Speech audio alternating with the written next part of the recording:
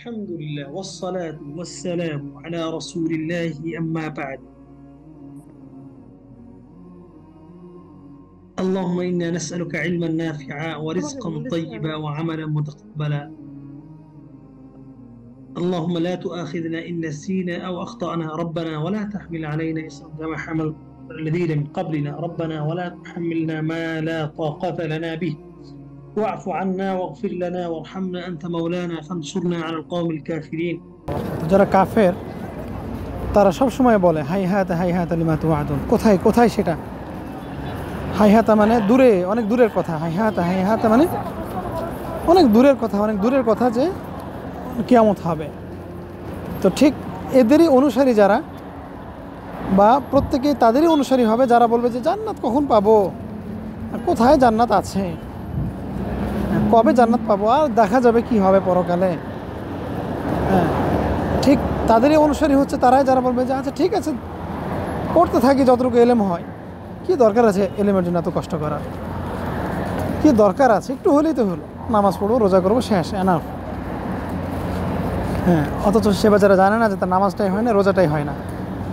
সে জানে না যে ইসলামের জন্য একটা যুগের সমস্ত মানুষগুলো নিজের জীবন উৎসর্গ করেছিল। যে কোরআন আমরা মোবাইলে পাচ্ছি, যে হাদিস আমরা মোবাইলে পাচ্ছি, তারা মনে করছে যেগুলো আকাশ থেকে এভাবেই নাজিল হয়েছে, মানে সফটওয়্যার আকারে ডাউনলোড হয়ে গেছে মোবাইলের মধ্যে কোরআনটা, এভাবেই আল্লাহ পাঠিয়ে দিচ্ছে, এটা মনে করতেছে। কিন্তু জানা না যে এটার পিছনে কত লক্ষ লক্ষ মানুষের মানে রক্তের ত্যাগ আছে এখানে, কত কোটি কোটি মানুষের সাধনা আছে এখানে। তারা এটা জানে না। তারা এলেম নিতে চায়, কিন্তু যাদের বই পড়তেছে তারা কত পরিশ্রম করেছে এটা কেউ নিতে চায় না। ঠিক আছে, তো এগুলো আসলে এই কোরআন কাফেররাও শুনছে, কাজে আসে না। তারা নবীকে ধরছে, লাড়ছে, নাড়ে দেখছে, মারছে, কিন্তু যাকে বুকে নেওয়ার কথা ছিল তাকে তারা ধাক্কা দিচ্ছে, কাজে আসে না। ঠিক আমরাও, আমাদের মধ্যে এরকম অসংখ্য কোটি কোটি মানুষ আছে যাদের প্রত্যেকের মোবাইলে কোরআন আছে, কিন্তু কোরআনটা খোলা হয় না। সে মনে করে যে অ্যাপসের মধ্যে কোরআন রেখেছি, এটাই তো বড় ইমানের পরিচয়, কারণ আমার মোবাইলে কোরআন আছে, এর চাইতে বড় ইমান কি, সে তার মতো বুঝেছে। এই উম্মতের সবচেয়ে বড় ফিতনা হলো ইলম অর্জন না করা, ইলমের জন্য ত্যাগ না করা, ইলমের জন্য সময় ব্যয় না করা। আবার যারা ইলম এর গুরুত্ব বুঝে, ইলম শিখতে চায়, এদের মধ্যে, এই শ্রেণীর মধ্যে দ্বিতীয় ফিতনা হলো তারা ইলমটাকে নিজের মতো বুঝতে চায়, নিজের মতো করে বুঝে, নিজের মতো করে অনুবাদ করে, নিজের মতো করে নিজের জীবনে প্র্যাকটিক্যাল করে, বাস্তবায়ন করে। এই ফিতনাটা, এই যে দ্বিতীয় ফিতনা যেটা বললাম যে নিজের মতো করে বুঝা, এই সমস্যাটার কারণে পৃথিবীতে ৭৩টা দল হবে। কয়টা দল? মুসলিমদের মধ্যে এই দ্বিতীয় ফিতনার কথা যেটা বললাম যে ইলম অর্জন করব, ইলম শিখব, এই প্রকৃতির যারা ইলমের জন্য জান প্রাণ উৎসর্গ করে দেয়, এই প্রকৃতির যারা, এই শ্রেণীর যারা মুসলিম, তাদের এই যে ইলম শিখব, ইলম শিখতে গিয়ে নিজের মতো শিখে, স্বার্থে যখন ব্যাঘাত ঘটে তখন নিজের মতো করে বুঝে, স্বার্থে যখন আঘাত লাগে তখন সেটা নিজের মতো করে ব্যবহার করে, মানে নিজের স্বার্থ মতো নিজে ব্যবহার করে। শুধু এই সমস্যাটার কারণে এই মুসলিম উম্মার মধ্যে ৭৩টা দলে বিভক্ত হবে।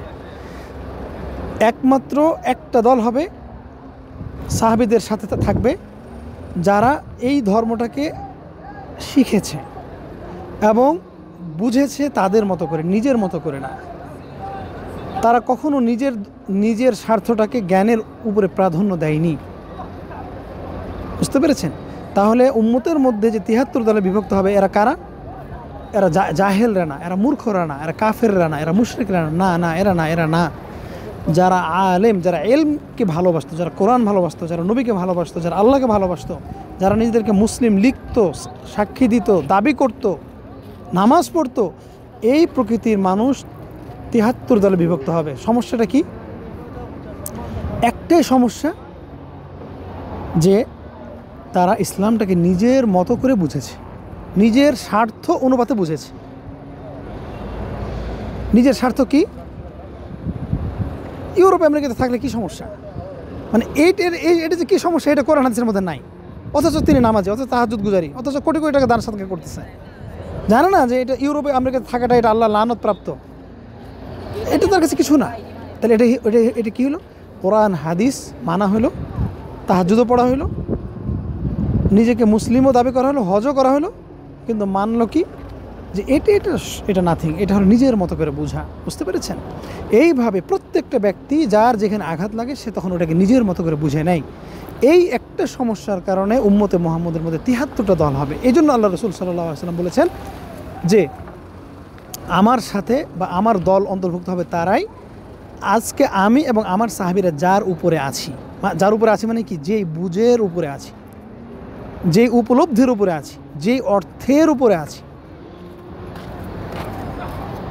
যেই সৌহার্দ্য ও ভ্রাতৃত্বের উপরে আছি। বুঝতে পেরেছেন? রাসূলের সাথে আর কে ছিল? কাফেররা ছিল, তারা কি ঢুকবে না? মুনাফিক ছিল, তারা কি ঢুকবে না? রাসূলের আদর্শ যাদের মধ্যে ছিল, সাহাবীদের যে আদর্শ ছিল, ওই আদর্শের মধ্যে যারা থাকবে, মা আনা আলাইহিল ইয়াউমা আনা ওয়া আসহাবি, আমি এবং আমার সঙ্গী সাথীরা যে আদর্শের উপরে আছি, যে বুঝের উপরে আছি, যে উপলব্ধির উপরে আছি, এইভাবে যারা বুঝবে, মানে হলো কোরআন এবং হাদিসকে সালাফে সালেহিন তথা সাহাবীদের মতো করে যারা বুঝবে, একমাত্র তারাই রাসূলের সাথে হাশরের মাঠে উঠবে। তারাই ৭৩ দলের একটা দল হবে, নবী রাসূল সাহাবীদের সাথে, তারাই জান্নাতে যাবে। বুঝতে পেরেছেন? ওবিল্লাহি তৌফিক। তাহলে এই উম্মতের কি বললাম?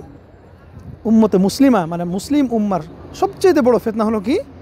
তারা ইলম থেকে দূরে।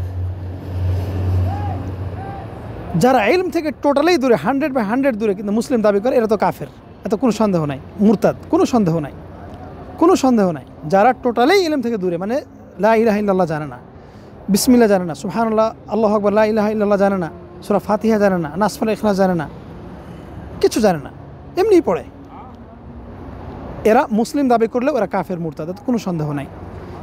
থাকলো আমাদের মতো যারা কোরআনের হাফেজ, আলেম, অনেক হাদিস জানে, অনেক তাফসির জানে, অনেক কিছু জানে, কিন্তু নিজের মতো বুঝ,